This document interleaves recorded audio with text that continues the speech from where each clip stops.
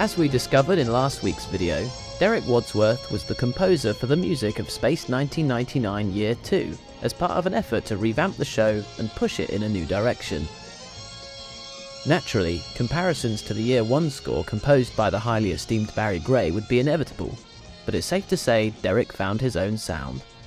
I respect Barry very much. I mean, he was a superb orchestral writer, and I loved the weight and, dignity he gave to a scene. I mean, there was nothing played for laughs or anything. I mean, if there was a bit of mystery going, a bit of intrigue or a car chase, it was done as though it was a Hollywood movie, as though it was for real and serious stuff. It gave it weight and class as soon as the first frame came on television. That music, particularly the Thunderbirds, I think the Thunderbirds theme was Barry's masterpiece. And it has to be remembered, too, that there were great players playing it. I've had a look at Barry's scores. I've recreated one or two of them myself in the studio, and Barry was into calligraphy.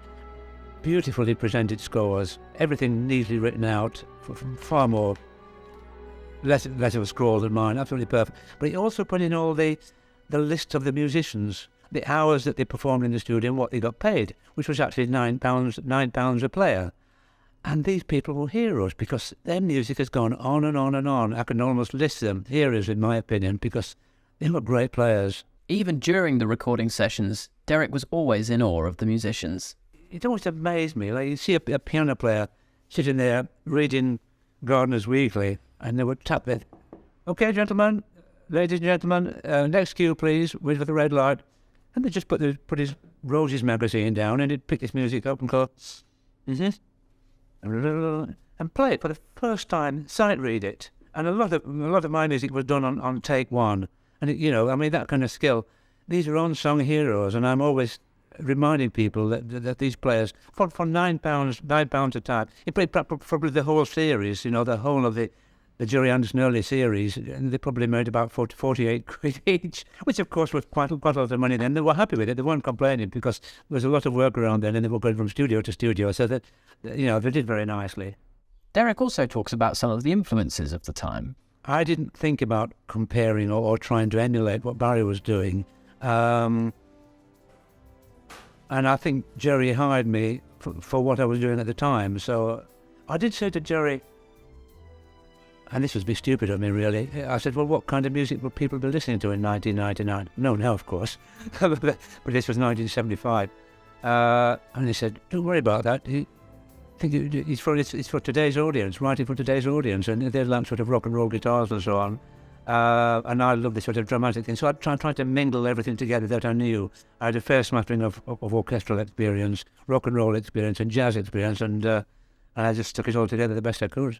Well, for a start, I mean, I love science fiction myself. I just love anything abstract and imaginative, and it gave me free rein. I mean, I didn't have to particularly write tunes. And at that time, I was very taken with a movement in California that was called, I suppose, kind of minimalist. It was called, particularly an artist called Terry Riley, who wrote repetitive riffs and patterns that were very hypnotic.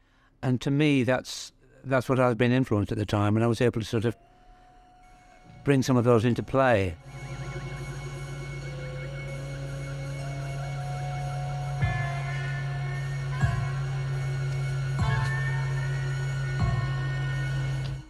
I think most can agree that both variations of the Space 1999 soundtracks are enjoyable in their own rights.